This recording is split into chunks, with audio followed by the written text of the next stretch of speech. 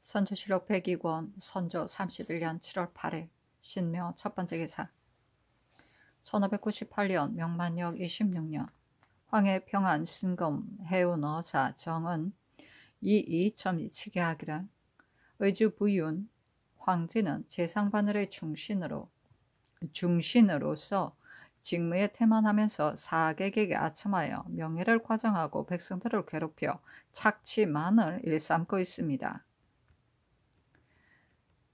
이권을 다투어 뇌물을 바치기 위해 관아에 몰려든 장사치들이 시장을 이루고 있으며 요동의 쇠마 가가 매우 비싸자 두 첩의 말로 돌려가며 대신 세우는 등 야비하고 더러운 일들이 한두 가지가 아닙니다.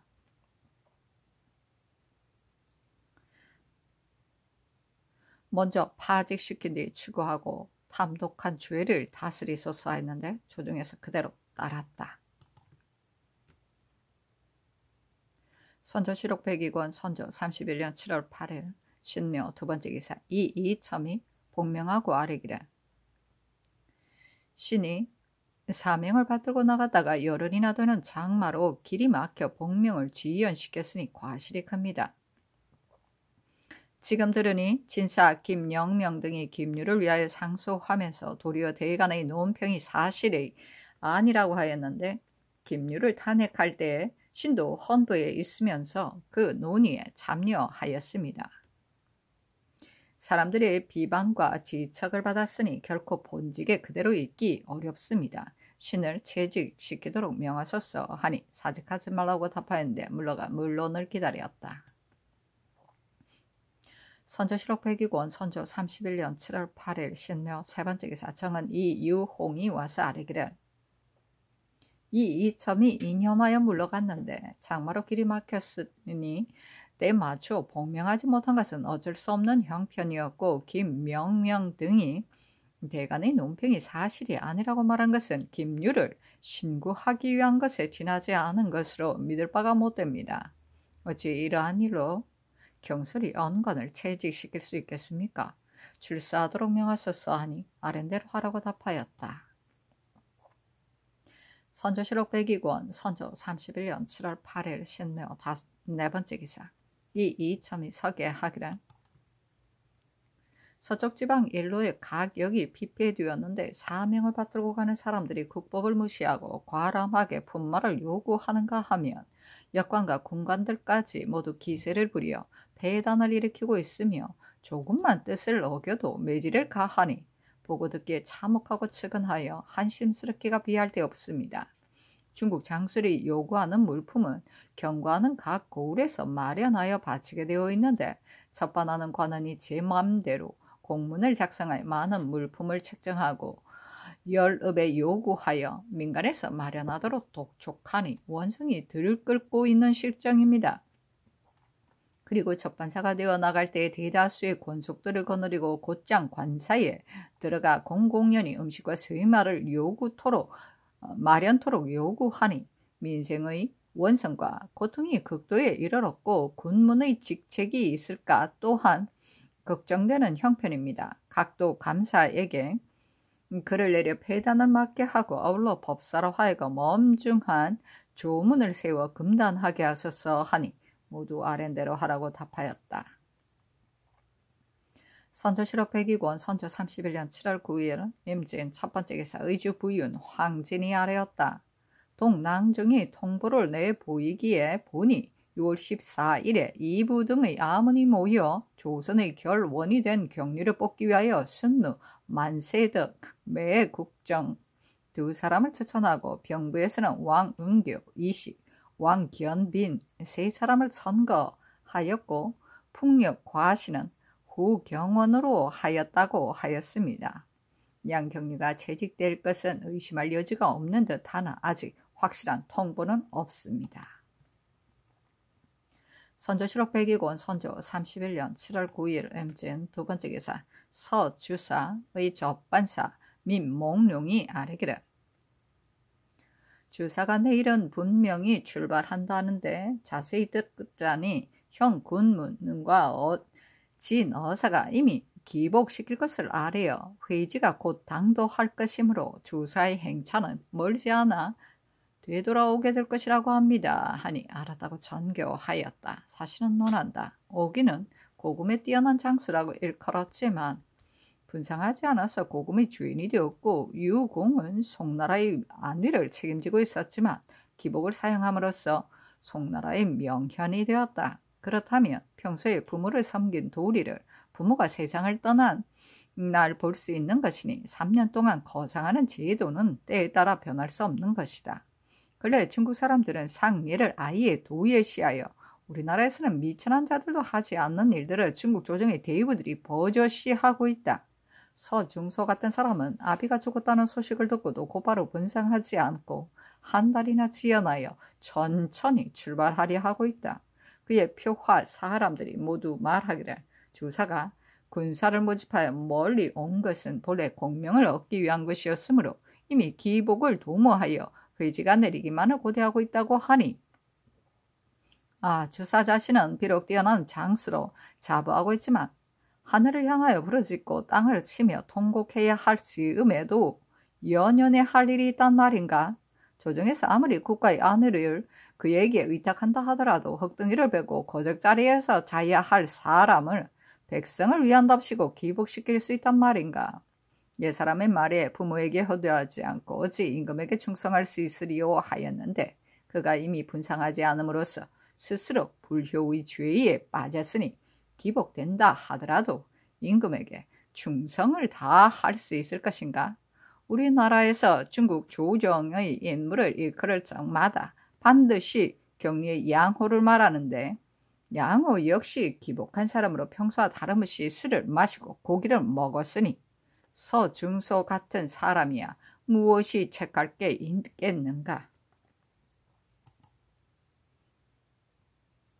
선조실록 102권 선조 31년 7월 9일 임진 세 번째 기사 강원도 관찰사 정숙하가 계문하였다. 철원부에 6월 26일 미시에서 유시까지 북쪽에서 남쪽을 향해 개미인지 모기인지 분간할 수 없는 것이 무리를 지어 날아와 산과들을 뒤덮어서 한동안 해가 땅에 비치지 못하였는데 평강 지역에서 날아와 연천 지역으로 갔습니다. 개미떼의 병구가 있은 뒤에 임진왜란이 발생하였는데 지금 또다시 이와 같은 병고가 발생하니 사람들이 모두 두렵게 여겼다.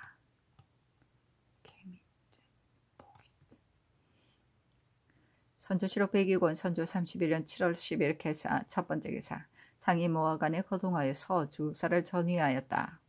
왕세자가 겸 문학 정혹을 보내 문안하니 편안하다고 답하였다. 상이 아침부터 저녁까지 주사가 오기를 기다렸으나 해질녘이 되었어야 도착하였는데 연포로 지은 건복에 복제는 시미와 같았는데 참취를 하였다. 마대를 띄고 소교를 탔다. 상이 의례에 대로 맞이하여 절을 하고 말하기를 우리나라가 불행하여 대인께서 갑자기 상을 당하여 귀환하시니 섭섭하기 그지없습니다. 다만 조정에서 조치가 있어 다시 오게 되어 마침내 대인의 큰 은혜를 입게 된다면 얼마나 다행스럽겠습니까? 하니 서주사가 말하기를 매우 감사합니다 하였다. 상이 자리에 앉기를 청하자 서주사가 말하기를 상복을 입은 사람으로서 감당하지 못하겠습니다. 하고 이윽고 하직하고 떠나자 상이 궁궐로 돌아왔다.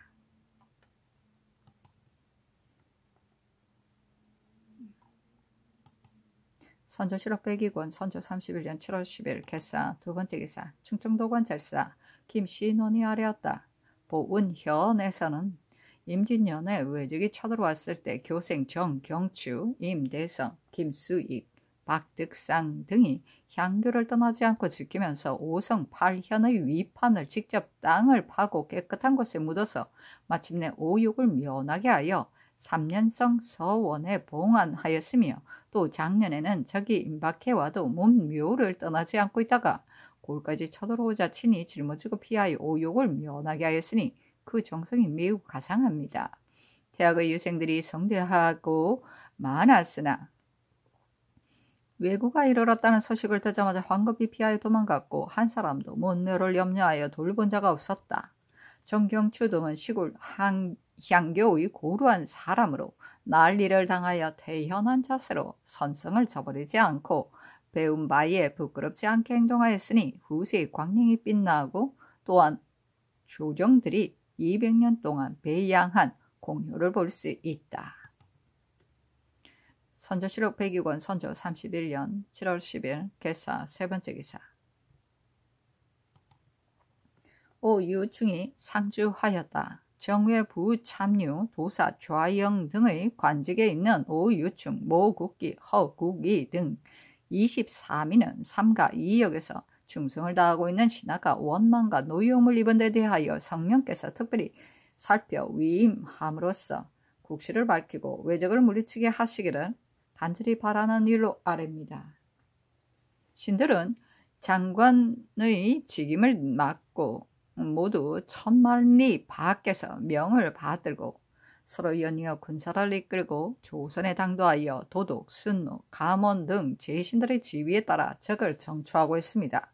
지금 많은 군사들이 모두 모였는데 상하가 서로 단결하여 정의가 두터워 장수와 군사가 도독, 순무, 감원 등을 대하는 것이 어린아이가 자모를 연모하는 정도에 비할 바가 아니며 조선의 군민들도 또한 모두 즐겁게 받들고 있으니 잘 화합하여 공을 세울 수 있는 때인 것으로 전에 군사들이 처음 모여 마음이 서먹서먹하되었던 때와는 전혀 다릅니다. 그런데 지난 6월 22일에 앞서 온 찬획 정응태가 경리무신 양호를 탄핵하여 귀국하여 조사하라는 성질을 받던 것을 받아보았습니다.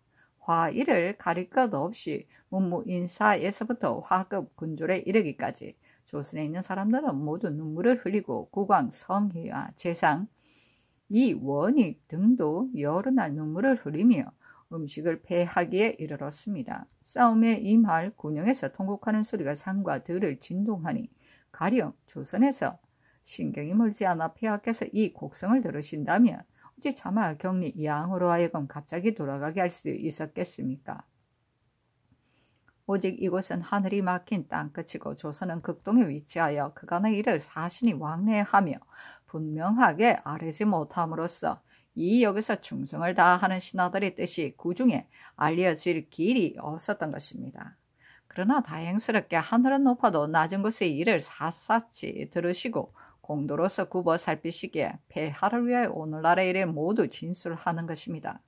신들은 무인으로서 문사에 대하여 익힌 바가 없으므로 정찬획이 양경리를 논한 일에 대하여 알지 못합니다. 그러나 오유충, 이방춘 등은 함께 울산에서 종전하였고 뒤에 원설 도사라의 무리는 조선의 서울에서 조석으로 따라다니어 양경리가 행한 일들을 자세히 알고 있습니다. 양경리는 앞서 요동에 있을 때 마음과 힘을 다하여 외적을 무찌르는 데 쓸 화기 수만 개를 준비하여 조선에 운반하였습니다. 경리의 직임을 맡고 평양에 머물러 있을 때는 마침 남원의 함락되고 복된 고장이 짓밟히게 되자 조선의 사민들은 노유를 이끌고 울부짖으며 밤을 타고 도망하여 수백 리의 개나 닭의 울음소리가 들리지 않았으며 군신들조차 궁 안의 권속들을 동원해 배를 준비하여 도피를 계획하기에 이르렀습니다. 이 얼마나 처참한 광경인데 누가 제 몸을 돌보지 않고 적의 예봉을 건드리려 하겠습니까? 그러나 양경리는 말을 타고 이틀 밤낮을 달리어 서울에 도착하여 전략을 지시하고 여러 장수들을 다 넣어보내고 드디어 직산과 청산에서의 승리를 거둘 수 있었습니다. 그 뒤 서울에 머무르면서는 한층 더 전구를 정비하고 굴량을 준비하여 험한 길을 달려가서 앞서 운반해 두었던 화기를 가지고 급히 울산을 공격하였습니다. 이때도 친히 시석과 논비를 무릅쓰고 사절들의 앞장을 서니 외적들은 겁에 질려 이로부터는 다시 나타날 엄두를 못 내었고 조선의 백성들은 안전을 획득할 수 있었으니 이것이 모두 누구의 힘이겠습니까?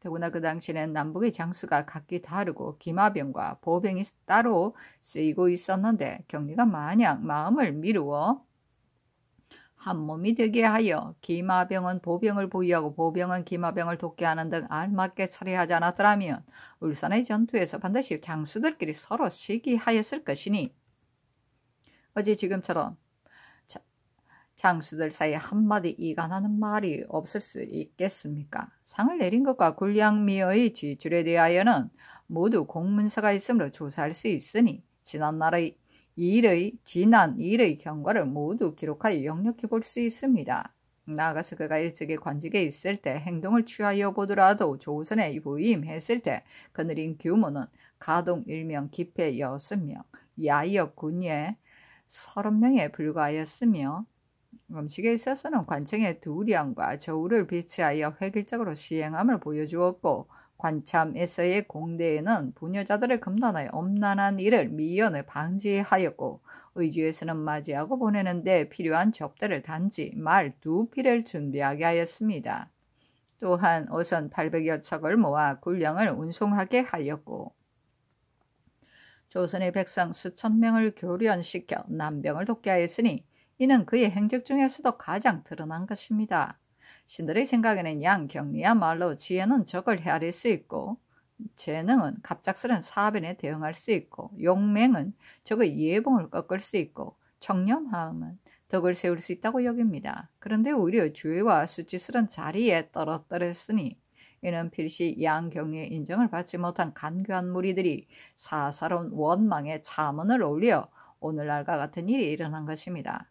그래서 조선의 군신들이 길을 막고 울면서 만류하고 멀리서 온 장수와 군사들도 붕괴하면서 차마 떠나보내지 못하는 것입니다.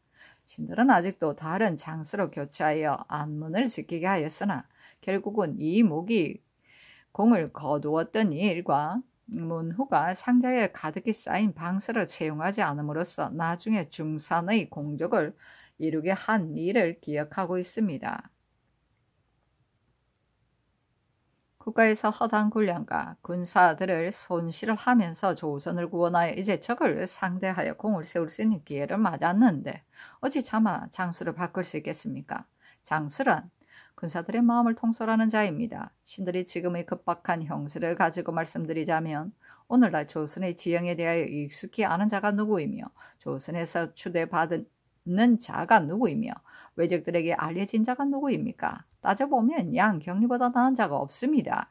양경리를 버리면 지금의 정세로는 오래전부터 명망이 있었던 중신들로 대치하여야 합니다. 그러나 조선까지는 길이 멀고 험하여 아무리 빨리 말을 달린다 하더라도 한 달이 넘어야 도착할 수 있고 군사들의 사기를 흥기시키자면 반드시 정기를 새롭게 하여야만 질서가 잡힐 것이고 조선의 군사들은 우리와는 동료가 아니기 때문에 반드시 규율을 고쳐 새로 만들어야 안정될 것이며 장수와 군사들의 마음을 합치시키려면 반드시 잘 헤아려 적절히 처리하여야만 공고하게 될 것입니다. 군량 문제는 언제나 해결될 것이며 전투는 언제나 끝이 나겠습니까? 따라서 이 일은 더더욱 조만간에 공을 이룰 수 있는 일이 아닙니다. 그런데 부산의 외적이 적츠 요시라를 보내어 이곳에 왔을 때 저들의 거사 시기를 물었는데 그 시기가 바로 지금쯤입니다. 그런데 이때 양경리를 버린다면 다 이룬 공적을 하루아침에 그르치고 마는 셈이니 신은 안타깝게 그지없습니다. 폐하께서는 혹시라도 이 말씀을 신들의 사사로운 정에서 나온 것으로 여겨 믿지 못하신다면 어찌 강명한 과관 한 사람을 보내어 조선의 군신들을 만나게 함으로써 그들이 울면서 양경리를 만류하는 뜻이 과연 조선과 관계가 있는 일인지 없는 일인지 대하여 알아보지 않으십니까? 한 번만 물어 알아보게 하시면 신들의 이런 말씀은 들을 필요도 없게 될 것입니다. 또 한전에 양경리가 모상을 당하여 직임을 떠나게 되었을 때 폐하께서는 그의 재능을 살피시고 인정을 무시한 채 정벌하는 일을 끝마치도록 독려하였으므로 지금까지 조선에 있으면서 가장 고생 끝에 공업을 마칠 기회를 맞이하였습니다. 그런데 지금 그를 돌아가게 한다면 양경리 개인의 자식된 도리는 이로 인하여 이룰 수 있게 되겠지만 부산의 외적은 이때를 기회로 삼아 한층 더 음모를 꾸밀 것입니다. 대개 상벌에 대한 법은 성명에게서 나오니 인자함을 베푸시고 널리 보살피시어 조금이라도 의심스럽게 여기는 마음을 거두소서. 그리고 조선 백성들의 울부짖는 소리를 원통이 여기시고 장수와 군사들이 의지할 것을 잃게 됨을 민망히 여기시며 다 이루어 놓은 사업을 아깝게 여기셔서 이제 부산의 외적들이 급에 질려 기세가 위축된 뜸을 타 속히 양경리를 본직에 유임시키고 이전대로 조선의 일을 경리케 하여 때맞춰 정벌케 함으로써 이제까지 세운 공적을 완수하게 하소서. 그리하여 계선하는 날 신들이 대궐에 나아가 성의를 다하여 양경리의 죄가와 수모를 해명하고 싸움에서 세운 공에 대한 상은 받지 않아서 폐하께서 다시 써주신 깊은 은혜에 보답하게 하신다면 조선의 다행이요 종사와 장사들의 다행이겠습니다. 신들은 황공한 나머지 어쩔 줄 모르고 삼가 위와 같이 갖추어 아래입니다. 선조실록 102권 선조 31년 7월 10일 개사 네 번째 기사. 허국위가 본국에 글을 올렸다. 통영복병 어외 유격 장수 서도 지휘 첨사 허국위는 삼가 아래입니다. 제가 질병에 걸린 사유는 공문서 계획을 모두 갖추어 있으니 노이하께서는 굽어 살피시고 시행하소서. 속에 제가 병든 것은 사실이며 발병한 원인은 본래 기품이 허약한 데다가 조선까지 오는 도중에 추위에 상하였고 왕경에 도착해서는 물과 토질이 몸에 맞지 않았습니다. 더구나 군사가 적어 대오도 이루지 못하고 배와 수레가 없는 것을 보고는 멀리까지 정토에 참여했다가 일이 잘못되지나 않나 하는 생각에 밤낮으로 깊이 걱정하여 음식을 제대로 먹지 못해 병이 생겼으며 갑자기 무원이 탄핵을 받고 돌아간다는 소식을 듣고는 더욱 두려움과 의욕에 빠져있는 중입니다. 무원은 대신이고 정토는 대사이며 조선은 이역입니다. 대신을 시켜 이역에서 대사를 완수하게 하려면 반드시 법을 관대하게 적용하고 편의대로 행할 수 있는 재량을 주어 한 사람이 칭찬하더라 높여주지 말고 한 사람이 비방하더라도 깎아내리지 말며 오직 종국의 성과를 독려한 뒤에 공과 죄를 결정하여야만 성사될 수 있는 것입니다. 그런데 지금 한 사람의 말 때문에 대신의 직임을 배치하게 되면 무원 이하 조선 땅에서 죽을 힘을 다하여 정벌에 임하고 있는 사람들에 대하여도 상자에 가득한 방서를 묵혀두고 세 사람의 죄를 용서하며 시조가 들어오는 것을 자행하게 하고 사인의 참언을 물리치는 것처럼 하기는 결단코 불가능할 것이 틀림없으니 휘와 장수들이 일에 임하여 더욱 애매모호하게 대처하고 기묘한 국면에 당하여 앞장서서 대체 나아가지 않더라도 조금도 괴이하게 여길 수 없을 것입니다. 대개 군대를 움직이는 일이란 태평스러운 때의 정사와는 전혀 다르고 칼날이 교차하는 아래에서는 묘당의 논의와 같을 수 없습니다. 옛날에 소자첨이 제갈 공명을 힐책하여 말하기를 형주를 버리고 서촉을 취하는 것을 보면 그가 무능한 사람임을 알 수 있다 하였는데 가령 소자첨으로 하여금 제갈 공명과 함께 군대를 다르게 한다면 절대로 그보다 낫지는 못할 것입니다. 이것이 곧 남의 일에 대하여는 말하기는 쉬워도 직접 당하면 어렵고 일의 국면이 정해진 뒤에 말하기는 쉽지만 급박하게 닥친 상황에서 대처하기란 어려우며 태평스러울 때 일을 감당하기는 쉽지만 변화에 대응해야 할 때에는 어렵다고 하는 것입니다.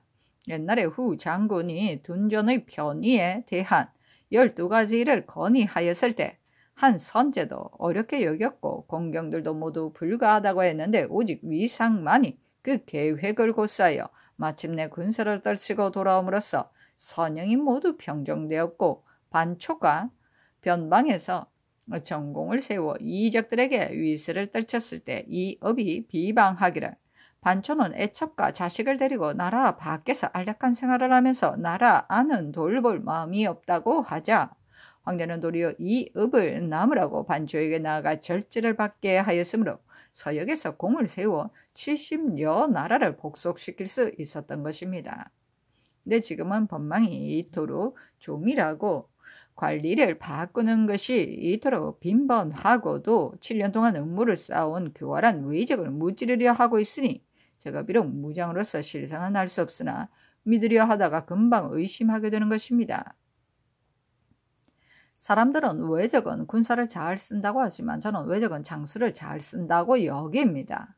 행정과 청정이 군사를 이끌고 서쪽을 침략한 지 7년 동안 평양에서 패하였고 서울에서 패하였으며 직산과 청산에서 패하였고 울산에서 패한 뒤에 겨우 섬에 들어가 운거하고 있는데도 여전히 병권을 쥐고 있으며 관백은 그들에게 군사를 증원하고 군령을 보내고 있는 외에 한 사람의 장수도 바꿨다는 소식은 듣지 못하였습니다. 이제 울산 전투에서 2천여 명의 목을 베어 버리자 두 외장은 군대를 거두어 움츠린 채 지금까지 감히 서쪽으로 총칼을 내밀 엄두를 못 내고 있으니 이 모두가 누구의 공적입니까? 양경리를 갑자기 교체하는 것은 마치 말을 제대로 배우기도 전에 먼저 옆에서 떠들어 대고 나무를 심어다가 금방 뽑아버리는 것과 같습니다. 의논이 많으면 공을 이루는 것이 적고 도피를 중하게 여기면 변도는 가볍게 여기기 마련이니 영웅이 기가 꺾이고 철사가 기미를 보고 피하는 것이 괴이할 것도 없습니다. 저는 몸에 병이 겹쳐 물러나고 싶으나 물러날 길이 없습니다. 본래 가난한 선비로서 당세에 쓸 길이 없어 책을 읽었지만 이루지 못하였고 무예를 배웠으나 또한 그르치고 말았습니다. 더구나 지금은 먼 이 역에서 날마다 비통하게 탄식만 하고 있으니 날이 갈수록 수는 가빠지고 뼈는 튀어나오며 마음은 산란해지고 의지 또한 허물어지고 있습니다. 원하건대 노예께서는 몸은 병들고 군사는 적으며 뜻만 컸지 재능은 엉성하여 머무르더라도 일에 도움이 될 것이 없는 저의 형편을 굽어 살피소서. 또한 정찬익의 상소문에 용렬한 장수는 돌려보내야 하며 군량은 비축해야 된다고 한 노은이를 따라 돌아가 조리할 수 있게 해주신다면 다시 살려주신 은혜를 대대로 잊지 못할 것입니다. 감히 부월을 범하여 두렵기 그지없습니다. 아래는 말씀을 잘 받아들이십시오. 선조실록 102권 선조 31년 7월 11일 갑오 첫 번째 기사 평안도 관찰사 박홍로가 아래기라. 조도사 홍세공은 직임을 맡은 지 1년이 넘도록 스스로 국사를 담당하여 한시도 게을리하지 않고 이리저리 다니며 경영하고 처리하다가 마침내 열병에 종기가 나서 죽고 말았습니다. 이른바 국사에 진력하다가 죽은 자인이 매우 비통합니다. 한이상이 특별히 부물을 보냈다. 홍세공은 몸가짐이 청량하고 정성을 다하여 국가에 봉사하였다. 일찍이 수령과 감사로 지낸 적이 있었는데 서남 지방 백성들은 지금까지도 그를 칭송하고 있다. 더구나 어려운 시기를 당하여 군량을 조달하는 명을 받고 나아가 걱정과 노고를 아끼지 않고 죽을 때까지 그 임무를 다하였다. 선조실록 102권 선조 31년 7월 11일 갑오 두 번째 기사 박홍로가 아래였다. 분수도 차관 서취가 화약을 암령해서 용천 양책관에 도착하였습니다. 그때 마침 도적대가 몰래 들어와서 물건을 훔쳐가는 것을 중국 사람들이 격추하였는데 도적들이 칼을 빼어 찔러 죽였으니 매우 통분하고 놀랍습니다. 선조실록 102권 선조 31년 7월 11일 갑오 세 번째 기사 전라도 관찰사 황신이 아래였다. 전 주부에서 왕 안찰과 유 제독이 두 아문을 일시 함께 건축하는데 종행으로 그 구조가 웅장하여 이미 한 달이 지났는데도 아직 공사를 마치지 못하고 있습니다. 각 읍의 백성들은 농사를 전폐한 채 굶주림을 참으며 부역하고 있는데 매질까지 당하고 있어 백성들이 애처롭게 그지 없습니다. 선조실록 102권 선조 31년 7월 11일 갑오 네 번째 기사 접대 도감이 아래기라. 항복해 온 외인 섭춘 부자를 마 제독이 심히 후대하여 그 아문에 두고 있었는데 근자에는 유 제독이 그 외인과 자주 술을 마셨습니다. 그런데 어젯밤에 처자와 따라온 외인 1명을 데리고 자취를 감추었습니다. 하니 정교하기라. 오랫동안 서울에 있던 외인이 도주하였다니 이보다 더 놀라운 일이 없다. 우리나라의 허실이 모두 탄로나게 되었으니 어떻게 할 방법이 없다. 군사의 기밀에 관한 중대한 일을 비변사가 듣지 못한 채 하고 뒤쫓아 잡아들이는 조치가 없었으니 어찌된 일인가 비변사에 물어보도록 하라 하였다. 우리나라의 모든 조치를 외적이 빠짐없이 알고 있으니 어찌 섭춘이 도주한 후에야 허실이 탄로났겠는가. 다만 뒤쫓아 잡아들이는 일은 회사의 소관인데 이 또한 상의 정교가 있어야만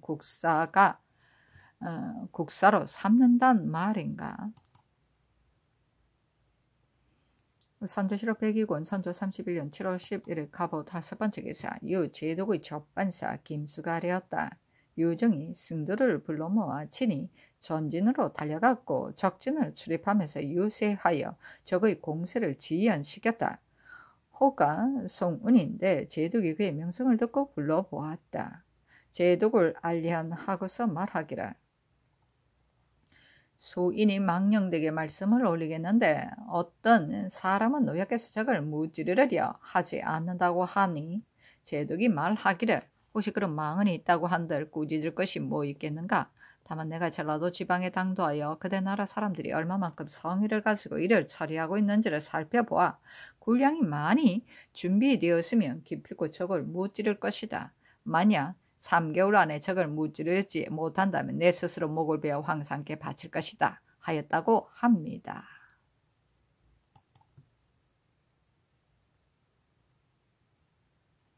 선조실록 102권 선조 31년 7월 11일 갑오 6번째 기사 상이 홍제원에 거둥하여 양경리를 전위하였다. 경리는 배로 만든 옷과 2권을 착용하였고 올 때는 기복된 장관의 위일가 있었는데 돌아갈 때는 회적하는 효자의 상복 차림이었다. 모습은 야이었다.